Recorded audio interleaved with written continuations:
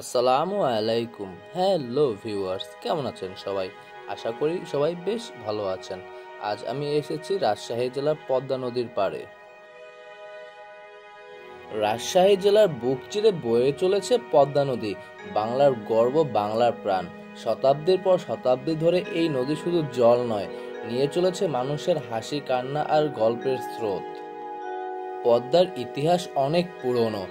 একসময় এই নদী ছিল বাণিজ্যের প্রধান পথ। রাজশাহীর সিল্ক, আম আর মাটির ঘ্রাণ পৌঁছে যেত গঙ্গার পার পর্যন্ত।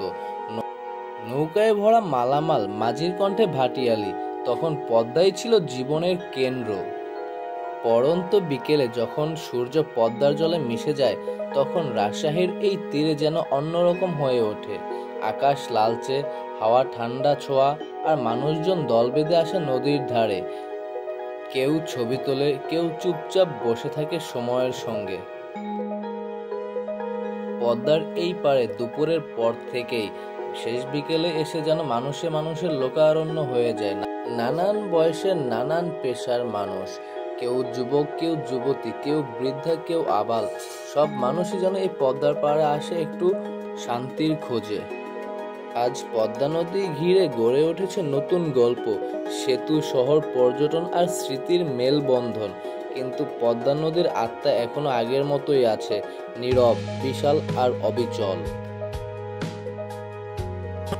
এই পদ্মা নদীর পাড়ে শুধু রাজশাহী জেলার মানুষজনই নয়, আসে সারা বাংলাদেশের বিভিন্ন জেলা থেকে। এবং এখানে আসলে আপনারা শুধু এই পদ্মা নদীই নয়, এখানে ট্রলার বা নৌকায় করে যেতে পারবেন ইন্ডিয়ার বর্ডারে। এখানে জনপ্রতি 100 টাকা করে ভাড়া নেয়, এবং চাইলে আপনারা নৌকা বা ট্রলার রিজার্ভ করেও যেতে পারেন।